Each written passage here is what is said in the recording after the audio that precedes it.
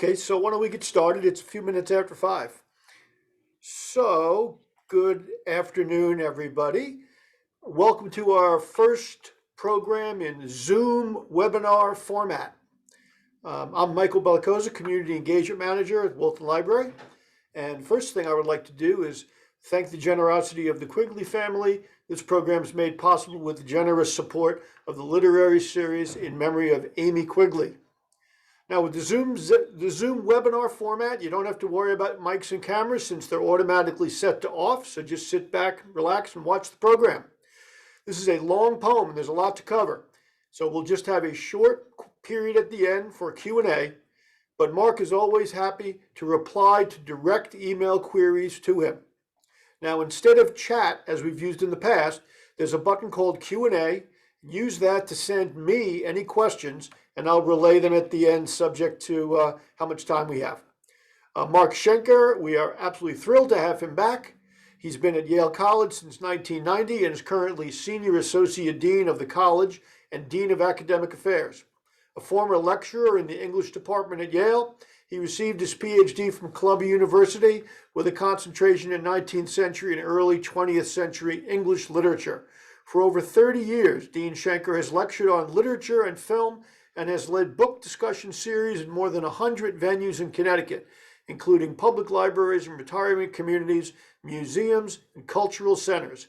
We've had him here a number of times. We'll have him back more in the future. Please join me in welcoming Mark Schenker. Mark. Thanks. Thank you, Michael. So Michael's right when he says there's a lot to cover. I want to emphasize there's a lot not to cover. That is to say, it's not possible in 4 one-hour lectures on a 16,000-line epic poem to cover most of it. So I'm going to concentrate, as I did with the Odyssey, on this poem as a literary work of art. That is to say, not the historical context, not linguistic, but it as a work of literary art. And I'll consider also how it contrasts and harmonizes with the Odyssey, even if you or did not attend my series last year on the Odyssey, as a masterpiece that engages both the destructive force of rage and the enduring power of civilization.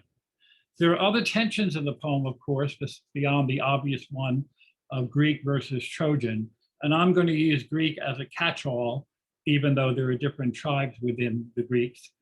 And other tensions include the poets presenting a macro view and a micro view. It's a very cinematic poem. Sometimes the view, the perspective is very expansive, and sometimes it's sharply focused on a small detail. But in general, I'm going to stress the tension between the destructiveness of violence and the value of culture. This is where I invoke violence and valor in the title of the series. The violence of human nature, not just in war, but in the everyday relations of families and friends, is one of the great themes of the literary art of ancient Greece. When you read the tragedies, people don't just have spats. They kill and behead people. They eat their victims. They do terrible things. Violence was something to be lamented because of the destructive toll it takes on human beings and on human civilization. And the Greeks prided themselves on being the originators of a kind of civilization.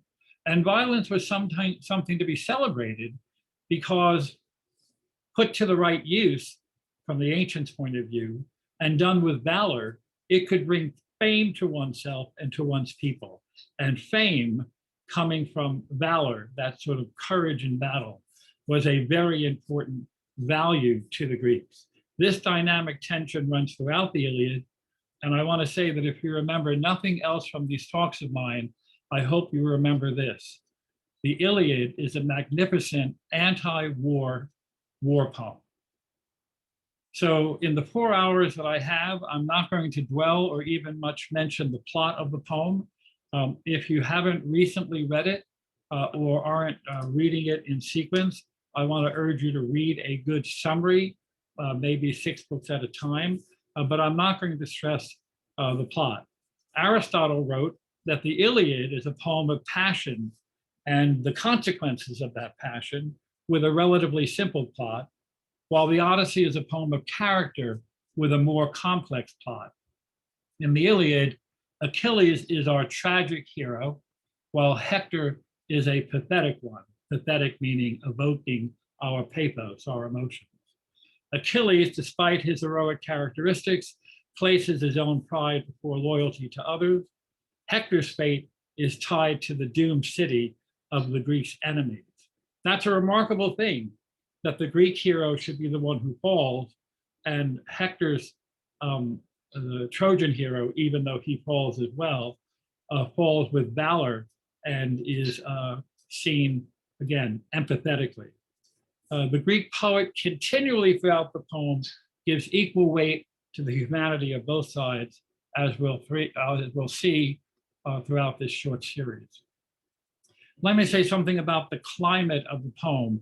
The creation of a long poem that adheres to the conventions of epic verse, even as it allows artistic choices and variation, is more like the performance of a musical improvisation than it is the writing of a text. The person or persons who composed the Iliad benefited from the fact that it was performed with music, usually at a festival like the Odyssey was, over many, many days, and contributions were made in terms of variations and stylistic addition. It's important to keep the oral nature of the Iliad in mind as we read the poem. And if you're reading it in parallel, I invite you to read it out loud in whatever edition you have. I favor the Fagles because I think it reads beautifully out loud. It's popular with amateur readers of the Iliad. By that I mean people like me, people who are not professional classicists. Academic instructors don't favor it because they think it doesn't do enough honor to the original text. I'll cover that another time. So in an epic, verbal prowess is consistently extolled alongside martial ability. Everywhere in Homer, the Odyssey, and the Iliad, the highest praise is that someone is first in council, with a C, first in assembly in talking, and first in war. That's the double dose of the idea that oral verbal prowess is important. And so, of course, the performance of the poem, the presentation of the poem, is part of what is being celebrated in any epic, and especially in Homer's two great epics. At the same time, Homer worked in a tradition that predates the modern sense of artistic individuality. So both in the poem's narrative and in the way the poem is itself composed, the verse is experienced more as a cultural system of expression, what the linguist Saussure called a langue, a language, rather than the speech of an individual, what he called parole, one's word. Think of it this way. When you read a Shakespeare play, even if you're not well versed in Shakespeare, you recognize that the climate of that play is distinctly different from the climate of a Dickens novel, as if they're speaking two different languages. That's the way to think about these epics, especially when you realize how oral, O-R-A-L, they are. So whereas the Odyssey centers on the makings of moral judgments, is Odysseus going to do the right thing and get home? And the assigning of moral praise or blame, who gets punished, who gets rewarded, who gets exterminated, who survives. The Iliad focuses on the fatalistic chain of action and consequence. We're immediately introduced to this central moral idea that actions have consequences in the opening paragraph of book 1. And I'm reading now from the Fagles. Rage, goddess, sing the rage of Peleus' son Achilles, murderous, doomed, that cost the Achaeans countless losses, hurling down to the house of death so many sturdy souls, great fighter souls, but made their bodies carrion, feast for the dogs and birds, and the will of Zeus was moving towards its end. Begin, muse, when the two first broke and clashed, Agamemnon, lord of men, and brilliant Achilles. So the rage of Achilles is murderous. It will cost countless lives. And the cost of that rage is summarized in the very opening lines of the poem. And this is a Greek hero in a poem celebrating an eventual Greek victory written by a Greek poet or poets. And this notion of the clash between the two, Agamemnon and Achilles, prefigures the idea that in many episodes of the poem, two people are involved. If it were a play, we would call that obligatory scenes, two people coming together in harmony or discord. So this notion that this thing, rage, and the word rage, or some version of it, wrath, anger, fury, appears 19 times in the opening book of the Iliad. This chain of fate is amplified in the trajectory of the narrative. Paris will kill Achilles, who killed Hector, who kills Patroclus, who kills Sarpedon. It's that kind of link. The style of the Iliad is simple and direct, following Aristotle, supported by the repetitions of epithets, phrases that become associated with a person, usually, or place or thing, and by formulaic descriptions of practices and rituals. Rituals is one of the most important things in Greek life. We saw it constantly in the Odyssey with the notion of being welcoming to a stranger, of opening up your home, of being a good host.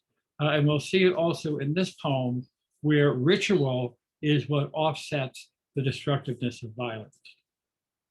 There is an intense emphasis on concreteness, despite the temporal and physical rage of the poem. And this concreteness, this specificity, is supplied in part by epic similes, which I'll talk about, and by the poet's striking eye for detail. One example of ritual we've seen repeated in these first 6 books, a formula for communal food and libation. And I won't read the whole thing, but the passage, the whole passage of some 20 lines gets repeated with very little variation multiple times during the poem. As soon as the men had prayed and flung the barley, first they lifted back the heads of the victims, the animals to be slaughtered, slit their throats, skinned them, and carved away the meat from the thigh bones and wrapped them in fat, a double fold sliced clean and topped with strips of flesh. Once they had burned the bones and tasted the organs, they cut the rest into pieces, pierced them with spits, roasted them to a turn, and so on. When the young men brimmed the mixing bowls with wine and tipping first drops for the god in every cup, you always pour out the first drops to the ground for the gods. They poured full rounds for all, and all day long they appeased the god with song, raising a hymn to the distant archer god, and so on. This formula, with the phrase, when they had put aside desire for food and drink, they got about their business, is important and worth repeating for 2 reasons. One is it reminds the listeners that in the midst of this chaos, this ancient war, which again, the Greek listeners know they win, even though the fall of Troy is not enacted in the Iliad, and you won't find the Trojan Horse in the Iliad. You'll find it in the Odyssey, for reasons I'll explain at a later lecture. They need to know that those things continue, that the value of life, not just eating and drinking, but doing it in this ritualistic way, has a great value and helps offset the chaos. Another reason why it's so commonplace is you have a hard time memorizing a 16,000 line poem unless you have some go-to repetitions, some phrases. That's why rosy fingered dawn occurs so often in the Odyssey. It's not that they ran out of ways to talk about daybreak. It's just good to have something you can use a lot. Concreteness is in the poem in more than one way. And one is just to give us a kind of cinematic close-up on things that are happening that you wouldn't expect if your memory or your imagination of the Iliad is that it's a high-minded, old-fashioned war epic. So when Thyestes rants and talks at Agamemnon in book 2, you may remember that Agamemnon gets the idea that he'll tell the men after 9 years of battle that they should just chuck it all and go home because fall is never going to fall, even though all the Greeks know that that's the prophecy, and they put a good deal of stock in prophecy. And he does this as a kind of reverse psychology ploy, hoping that they'll say, no, we want to stay. And of course, he's foiled because they say, good idea, Agamemnon, let's saddle up. After he offers that, Thucydides starts taunting him, and Odysseus steps in and tells the man to stop his babbling and says that if he abuses Agamemnon again, Odysseus will whip him like a cur. And then there's this passage of a few lines about Odysseus's actions. And he cracked the scepter across his back and shoulders.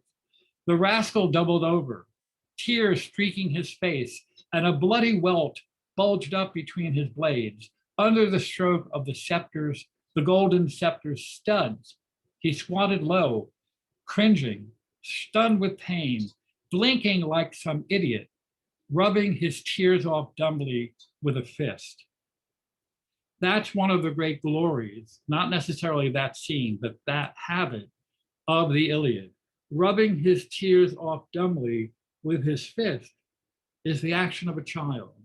And this man who stood up and insulted Agamemnon, the Greek commander-in-chief, a king with Menelaus, one of the two great Greek kings in the poem, had the nerve to do this. Odysseus won't stand for it. Not only does it give the audience a kind of pleasure to see this happen to him, but he has a bloody welt that bulged up between his blades under the stroke of the golden scepter's studs. Think about the eye for detail that is revealed in that throwaway passage.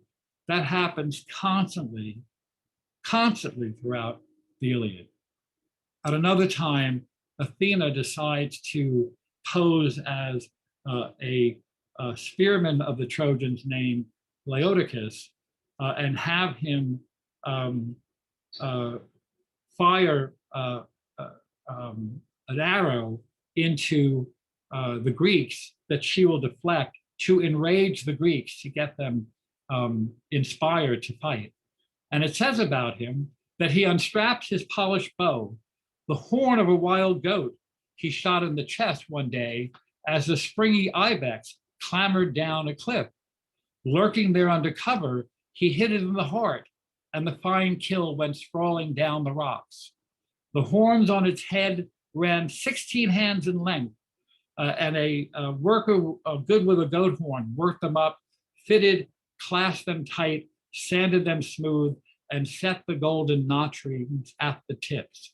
Why give us that much information about this bow when we're in the middle of a war? Because it's a celebration of culture, of craft, like Odysseus's bed, like this poem that includes that passage. And then it continues, superb equipment, bending it back hard. The archer strung his bow.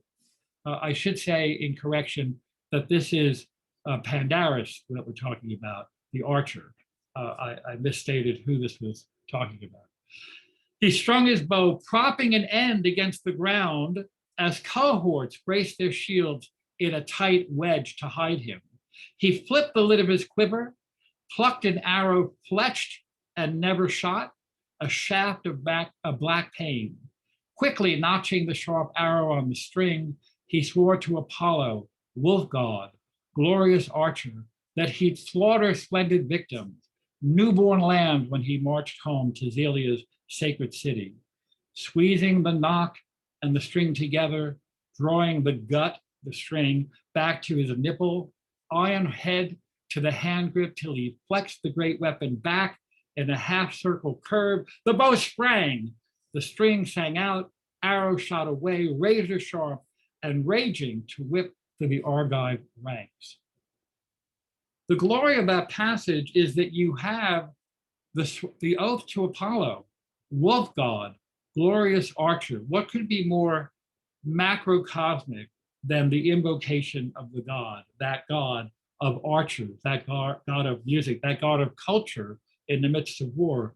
But you also have that he squeezes the nock and string together, drawing the gut back to its nipple. Everybody listening to this poem knows how an arrow gets shot, but the poet is luxuriating in the method, in the practice, the creation and history of the bow, and the talent of the archer in delivering this arrow. And then in book 6, when Hector returns to Troy from the battlefield, there is this remarkable short passage.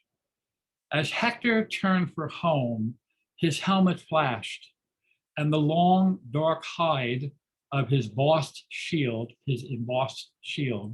the rim running the metal edge, drummed his neck and ankles. I realize even for a short passage, you're hearing this rather than seeing of it. So I'm going to read it again. The helmet flashing is the epithet for Hector when he's at war. His helmet flashes because he's a star at war. As he turned home, his helmet flashed, and the long, dark hide that is the animal skin that covers his embossed shield has the rim of it running the metal edge, and it drummed his neck and ankles. So on the one hand, the oft-repeated epithet of the flashing helmet, which after a while is old news. We don't ponder it. But on the other, the extraordinarily ordinary detail of how the long shield he's holding it on his back, rubs against Hector's body from his nape to his feet. The rim running the metal edge drummed his neck and ankles. Why drummed? Because as he walks, it slaps back and forth. I couldn't be more serious when I say that's one of the reasons to read the Iliad. And if you're inclined to read it or to speed read it, and your feeling is that you don't really care about the battles, I had a student once who told me that she planned to read War and Peace by skipping the war parts and only reading the peace. I have to say she could do worse, but I don't recommend that necessarily. If you're inclined to try to skip around, for at least one book, whichever one you choose, try to read it in its entirety, and you will be pleasantly surprised by how often there are these remarkably concrete evocations of one thing or another. Again, often they're just dumped in sort of cinematically. In book 2, there's the famous catalog of ships and warrior tribes. It runs nearly 300 lines. And I'll say something here about catalog. We get our word for catalog in the sense of a Sears Roebuck catalog. I date myself. I remember Roebuck. Whatever happened to Roebuck? Or LL Bean. I'll give my kids a nod and say LL Bean catalog. That word catalog comes from the rhetorical device of listing a lot of things. It's in the Bible. It's in Paradise Lost, to show you the remarkable range of my literary background. It's in Forrest Gump, when Forrest's colleague goes on and on and on, Bubba, about just how many different ways to prepare and serve shrimp. Now, you may find that comic, but I can't be the only person in this webinar room who gets excited sometimes to think about, well, look how many different kinds of apples there are at a farm market, or goes into a hardware store, and I am the unhandiest person you will want to meet, and is just amazed that there are so many kinds of this or that. Many people take pleasure in thumbing through a catalog of goods or commercial products, even though they're not really shopping. It's what the Bible referred to as plentitude. That is the celebration of the fact that God didn't just create a lot of things, he created lots of kinds of things. So a cornucopia would not be a cornucopia if it was only filled with kiwis or bananas. What makes a cornucopia, a horn of lots of stuff, a horn of plenty, that's what it means, is that it has a lot of different kinds of fruits and vegetables. That's the celebration of catalog. Look at how many different ships, of how many different tribes, of how many different heroes and princes and generals have come here. The war is 9 years old, but by telling us it now, in the middle of things, where epics often begin, we're reminded that all of these men and resources got here somehow 9 years earlier. So I already gave the example of the one epithet of tall Hector with his helmet flashing, which occurs in book 2. I'll hold off on others, except to say that the point of that is that it is very concrete. It doesn't just say Hector of infinite courage, or the extremely talented Hector in a sort of vague way. It identifies him with a thing and a style of thing, a flashing helmet, helmet flashing. We'll see that often, and we'll see why it's not used in the poem the last time Hector is mentioned. It's also concreteness conveyed through epic simile. And here I'm going to give a little tutorial that I hope you won't think is irrelevant, because epic similes will matter a lot through the poem. You may remember from your beloved high school teacher, God bless those men and women, that a simile is a contrast, a comparison rather, between two apparently unlike things. It takes a poet to see the similarity, that uses like or as, whereas a metaphor doesn't use that comparison word. So he eats like a pig is a simile, he is a pig is a metaphor. And the problem with metaphors is that because it doesn't signal that a comparison is being made, if you're not a native speaker of English, or you don't know the circumstances, someone might say, he's a pig. And I might say, oh, my father was an elk. Where do the pigs have their meeting? Or he may be a pig, capital P-I-G-G, of the Philadelphia pigs. They're lovely people. There's no way to know that he's a pig is a metaphor unless you're conversant with the elements of the comparison. But when you read he eats like a pig, even if you don't know him and you don't know what pigs are, you know a comparison is being made. And the reason ancient works like the Odyssey and the Iliad and the Old Testament and other works that aspire to have that kind of feel use similes and not metaphors is a metaphor hides the craft. If a simile is used, the reader of the poem knows, son of a gun, look what the poet did in saying that this thing that I know about, Achilles' anger, is like this thing that the poet brought into the poem to help me out. When someone says, don't cry over spilt milk, that metaphor, there's no spilt milk in the situation. And if you're talking to a child who's just broke a lamp, they have no idea why you're talking about spilt milk, because the situation didn't have milk. It's the poet, the person who makes the metaphor or the simile, who brings in that image. That image is called the vehicle.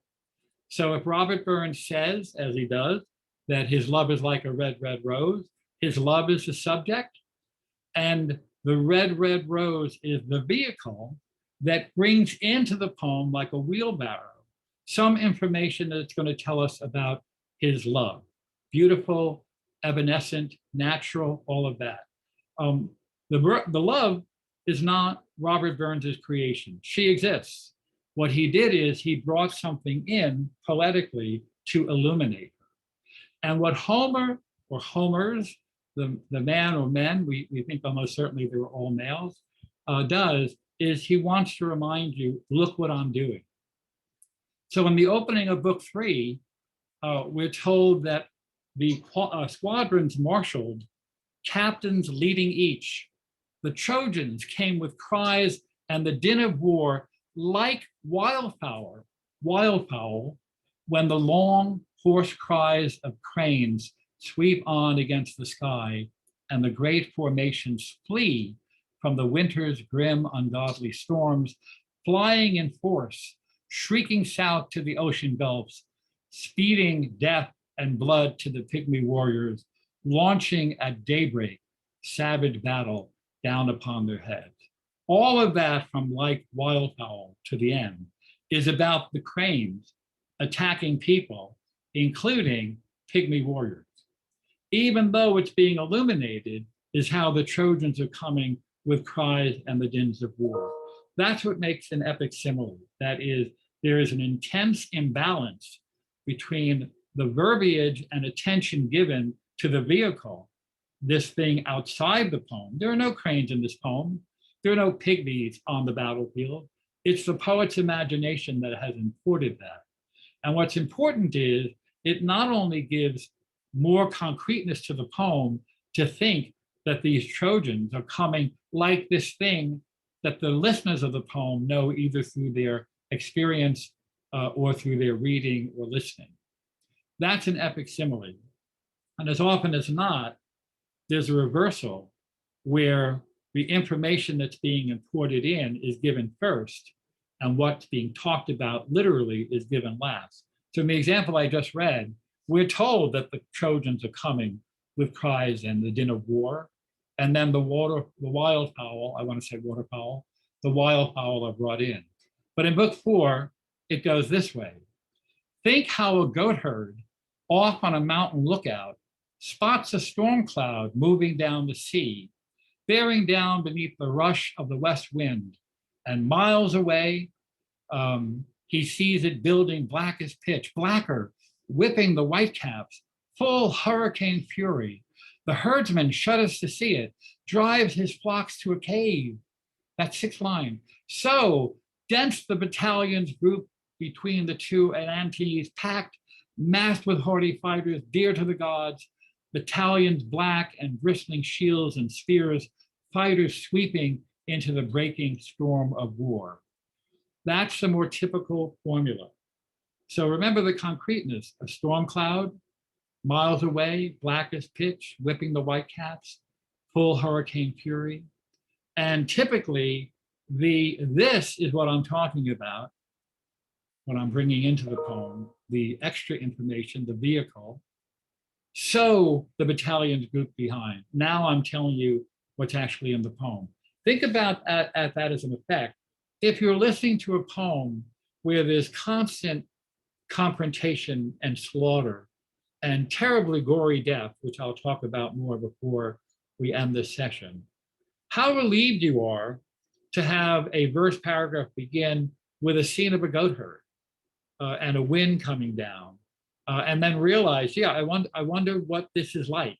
I wonder what this information is going to illuminate that's actually in the poem. You have it again in book 5. Athena decides to aid the Greek Diomedes, the prince of Argos, in killing 3 pairs of Trojans. And so we're told that triple the fury seized him, mad, claw mad as a lion, some shepherd tending woolly flocks in the field had just grazed, a lion leaping into the field. But he hasn't killed them, only spurred his strength, and helpless to beat him off, the man scurries for shelter, leaving his flocks panicked, lost as the ramping beast mauls them thick and fast, piling corpse on corpse, and in one furious bound clears the fenced yard. All of that is the vehicle. All of that is a shepherd and a marauding lion. And then the last line, so raging Diomedes mauled the Trojans. You have up front what you're supposed to think about that's not in the poem, the craft, the imagination, the poetry of the maker. And only then it is applied to what you're reading, which is not the way we typically, Robert Burns said, my love, this is what I'm talking about, is like a red, red rose. That's become kind of cliche now, but it wasn't when he wrote it.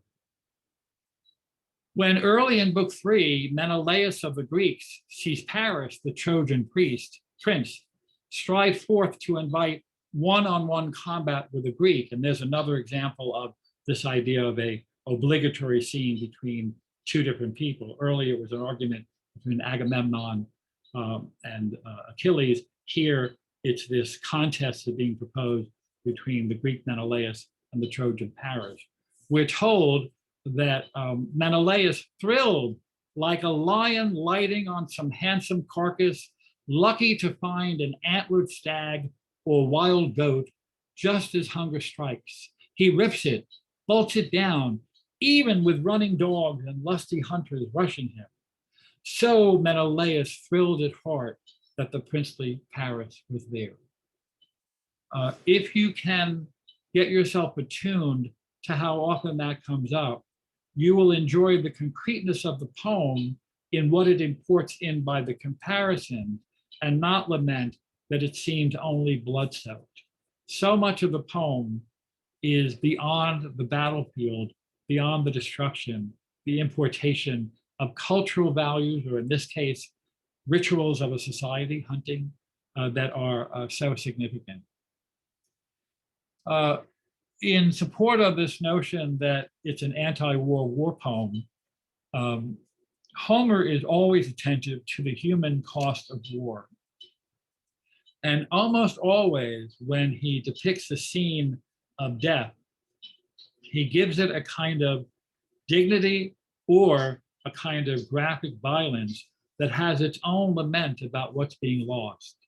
So we're told about the great Ajax, a Greek, who kills the Trojan Samoacesis, whose loving parents raised him with tenderness.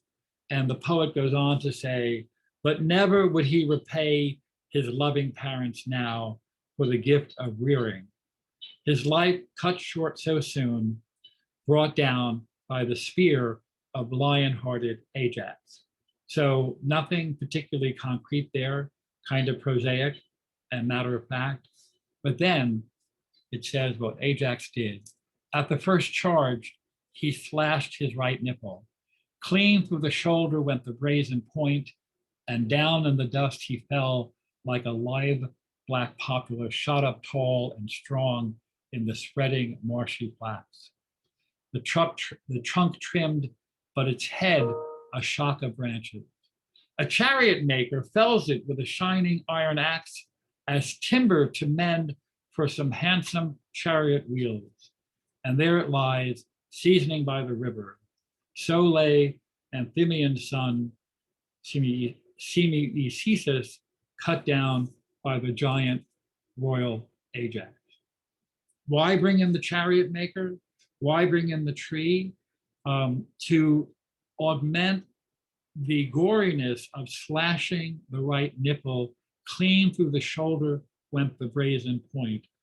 Parents who are in this room know that if TV shows and movies that showed violence, I'm in my 60s, in the decades that we were growing up, didn't just have the victim clutch at his belly and fall bloodless to the ground.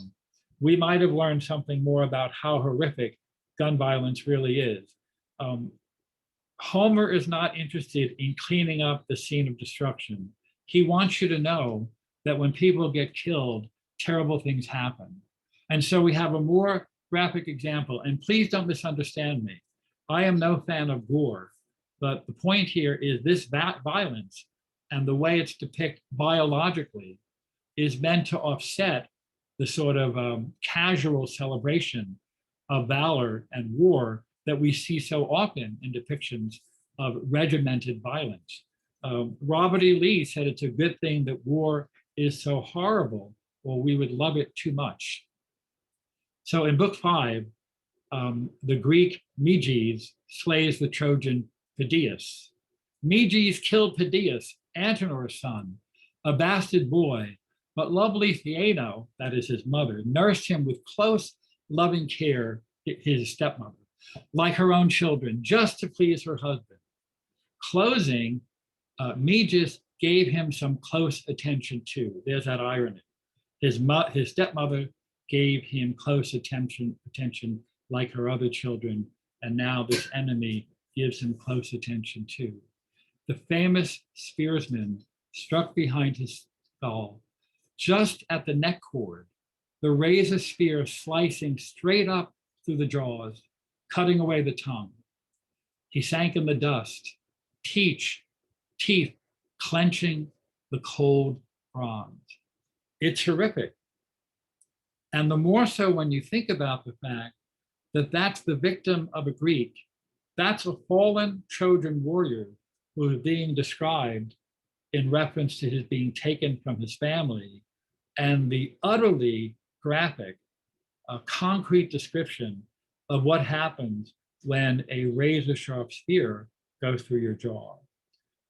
It's not ghoulish on Homer's part, and the more so when you consider again that he's writing about his nominal enemy. It should not surprise us as we continue through the poem that there are going to be many examples of this even-handedness, of this equivalence of Greek and Trojan as human beings of value who are being lost in this war. And one of the reasons why the poem does not end with the sacking of Troy and the story of the Trojan horse is it wants to celebrate that there's been a truce called so that the Trojans can have several days of a truce in order to do funeral services to Hector, their prince who's been slain. Again, the great emotional, the great empathetic for us hero of the poem. And so book 4 ends this way, after the first long depiction of conflict between the two sides in book 4. And now no man who waded into that work, the work of war, could scorn it any longer. Anyone still not speared or stabbed by tearing bronze, who whirled into the heart of all that slaughter, not even if great Athena led him by the hand, flicking away the weapons hailing down against him. That day, ranks of Trojans, ranks of Achaean fighters sprawled there side by side, face down in the dust. That's the great celebration of the humanity that underlies the depiction of violence. There's also the dimension of wanting to be heroic that I'm going to talk about in the next lecture, when the Greek heroes really care about having their fame live on forever, because they didn't have a system of belief that made them think it was likely that they themselves would live on in an afterlife. I'll talk about that next time.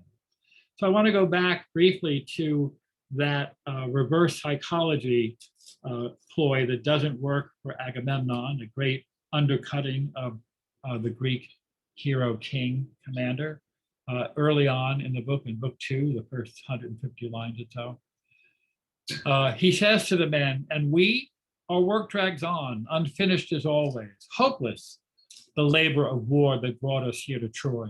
So come, follow my orders, all obey me now. Cut and run, sail home to the fatherland we love. We'll never take the broad streets of Troy. That's an epithet for Troy because it was built with very, very broad and wide streets, a marvel of engineering. So this is a Fagles translation, and you say to yourself, I wonder, did Homer actually write cut and run? He did not. And again, academic students of the Greek works are not particularly fans of Fagles, I've come to know, although I am, because I think it's a perfect expression of how he is denaturing his speech. This is not a high-minded invitation. Let's get the hell out of here is basically what he's saying. But I thought you might like to hear, before we part company today, and I turn it over to questions, what some other translators did with that short passage. So come, follow my orders, all obey me now, cut and run, sail home to the fatherland we love. We'll never take the broad streets of Troy. Robert Fitzgerald wrote, come then, do as I say, let us all be won over. Let us run away with our ships to the beloved lands of our fathers. No longer shall we capture Troy, since no longer shall we capture Troy of the wide wave. So let's run away. E.V. Rieu, R-I-E-U, wrote, so now, in prose, so now let every man of you take his cue from me. Aboard the ships, I say, and home to his own country.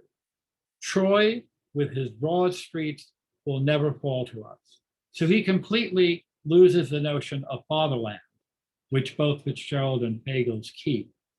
So let every man take his cue from me. And it's a quite different thing, take his cue from me, from follow my orders, from do as I say. And W.H.D. Rouse, also in prose, wrote, well, I will tell you now what we must do. Let us go on board and sail home again. For Troy we shall never take. In my view, an awful translation, and not just because it's prose has its merit. I cannot think of a Greek commander beginning, well, I'll tell you what we must do now. And then this notion of for Troy we shall never take, completely dropping again the wide streets, the wide ways, the broad streets that every other of my four translators include.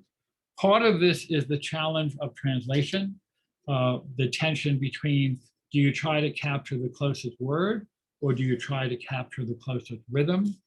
Do you try to give an overall view of the poem that invests itself in every passage, or are you willing to do more of a pastiche? I have no ancient Greek. I have no modern Greek. So I can't spend a lot of time in our discussions about translation, but it's always good to think about the force of translation when you're trying to experience a work from a culture of many thousands of years ago. We think this was written in the 8th century before the Christian era. And we're now in 2,000 years beyond that. That's a long time ago.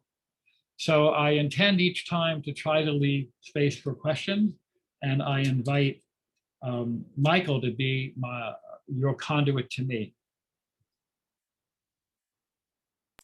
That's great, Mark. Thanks very much. That was really great. We do have a few questions. One of them goes back to, I think, very early in your presentation. You mentioned that Hector was a certain type of hero, as Achilles was a tragic hero. No. What type was Hector? Pathetic, Pathetic, meaning one who evokes our feelings of pathos, of empathy. So great tragic heroes of the Shakespearean kind evoke our pity and our fear. We are afraid of what might happen to us when we see what happens to great men and women in tragedies. And if we move outside of our own self-interest and we can think about the person who is being punished or killed, we feel pity for them. And Aristotle said that the great thing about tragedy, it helps us cleanse our emotional discord by experiencing both empathy, where we think, what's it like to be him, and fear, what's it like if what happened to him could happen to me? And I'm suggesting that Aristotle said, playing by his own rules, by his own definition, that Achilles is a tragic hero, and that we're fearful that if a great man can lose his temper that way and have things come down on him and suffer later because of the consequences of his action, not just to his people, but the loss of a very dear friend of his, what might happen to us. But the other side of it, the other side of all art, is not just to think what can happen to us, but to feel empathy for what happened to someone else. And I guarantee you, when we get to the last lecture, the Greek poet's empathy for Hector and his son, Astyanax, when the poet contemplates what the son's life will be like without his father, is one of the most heartbreaking things in all of literature. And I'll continue this digression in this way. When JFK was assassinated, LBJ gave the order in the White House that if Jackie Kennedy's children came at any time, they would have free reign on the grounds and the office. And if they wanted to come into any room or building, they would be permitted. And the story goes, testified to by more than one person, that little John knocked on the door and was let into the Oval Office during some sort of national security conversation. And that one or another of the men there, and I confess I don't remember if it was Dean Rusk or McNamara, but somebody, not Johnson, had the little boy come over to him, tug on his pants. He was crawling around on the floor. The men were, charmed by him, but they were going about their business. And John pulled on this man's pant leg and said, "Excuse me, are you a daddy?" And the man who was being asked said, "Yes, I am a daddy." And John said, "Would you throw me up in the air and catch me?" Takes your breath away. The little boy sensed that you have to be a daddy to do the things that his father did, and now his father's not there. There is a passage near the end of this magnificent poem where the Greek poet's empathy for Hector, who is doomed to die, and Astyanax, who's doomed to live without a father, rises to that level of poignancy. It's the best comparison I can think of. Hector is a pathetic hero, one who takes the pathos out of our own hearts. Great, Mark, thanks. So, since Homer's Iliad does not give us the whole story of the war, where is it that we get the whole story with the Trojan Horse, etc., which you see in the movies that are made and popular versions of the story? Homer knew the movies would come later, and he figured we'd catch up. No, I'm kidding. The Trojan Horse, so in many cases, the epic coalesces information that has been scattered in different kinds of texts and venues. And so there would be tales and myths. A lot of what happens that we know about Agamemnon doesn't take place in the Iliad or the Odyssey, where he's visited. It takes place in the great plays about the consequences of his fate.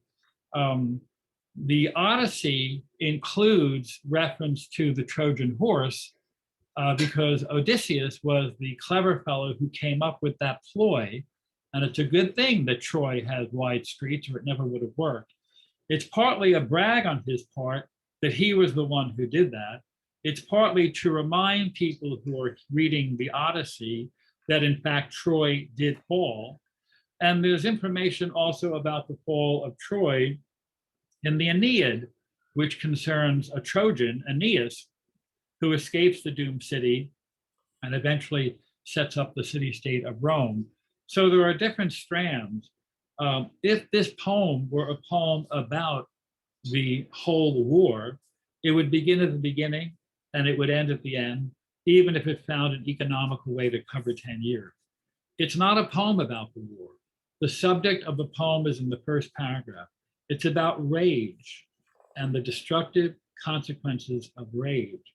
It's an argument for civility, even in wartime. Remember, he's not raging against the enemy. He's raging against his commander. And he's raging because the commander has the audacity to take away from him the spoils of war, which of course is a human being. And what does he do? He takes away the spoil of war from somebody else. The subject of the poem is not ultimately the war. It's the rage of Achilles during the war. And the Odyssey is an investigation, a critique, and a praise of the many turns of the witty, wise, crafty Odysseus. And so it makes perfect sense that he would brag, oh, by the way, we brought them down with this nifty motif. But people listening to both poems would have known the story of that without reading or hearing the poem. It would be in the air. Got it. Okay, how do Achilles and his mother know that his life will be short, which is mentioned several times in book 1? Yeah, so the way everything gets learned in Greek myth and tragedy, an oracle told them this is what's going to happen. They have a forewarning. Sometimes it's because they go to a priestess, usually it's a female, who has a vision of this. That's how Oedipus learned of his fate, that he would kill his father at a place where 3 roads meet, and he would sleep with his mother, a sin much worse to the Greek mind even than the modern mind. Sometimes it's because a god or goddess shares that information with somebody else. And the dipping of Achilles into the river is a perfect example of the booga booga, I got you, of myth.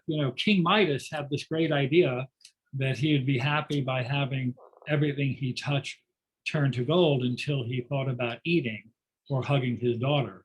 And Tithonus, the great Greek mythic hero, fell in love with the goddess of the dawn and asked her to ask her friends on Olympics to grant him the gift of living forever. And she said, you know, this might not be a good idea. I hear that even the gods can't undo what they do. And he said, no, this is good. And he should have gotten an attorney and looked at the fine print, because he forgot to ask that he stay alive forever and stay young. And so because he didn't do that, each time the goddess of dawn comes, and surprise, surprise, she comes once a day, he grows a day older. And so he is caught in this limbo. And there's a beautiful poem by Tennyson called Tithonus, in which he is the only person in the universe who is going to live forever and age. Human beings die, the immortals live forever young, and he's the only person in this crux of torture because he asked for something and didn't get it right. And when the mother dipped him in, she didn't think about turning him around and dipping the other end. And so the heel was the only part untreated. And of course, that's where the arrow went. The Greeks have a superb sense of dramatic irony. I'm going to say they pretty much invented it. And it's a great reminder of how difficult it is to get the words right. We've all seen Twilight Zone episodes or sci-fi movies where someone tries to say, yes, I want to be a very powerful man, wakes up, he's Hitler. Yes, I'd like to have a lot of money. It turns out it's script that's no longer valuable. That kind of thing, where it's a celebration of how human desire is constantly undercut by the limits of language. And I see we're at the top of the hour, so maybe that will do. Let me again pitch that if you send me a question, especially if it's a question about something that I lectured on, I want to say again, I'm not an expert on Homer and ancient Greece in general, but I'd be happy to answer promptly, even if the answer is I don't know. I hope this was what you were hoping for and that you'll come again. Remember, I can't see you, but I'm told you're out there. And I want to thank Michael for not only inviting me back, but being the support and techie on all this. Thank you, Michael. It's my pleasure. Great presentation again, Mark. And what I'll do is, there are a couple of more questions. I'll just keep them for next time because they're not, the ones that are left are not specific to what you just talked about. Okay, well, let me make a counter offer, and that is if anyone who put a question into the Q&A would like an answer sooner, even if it wasn't about what I talked about, I will do my best to get back to you.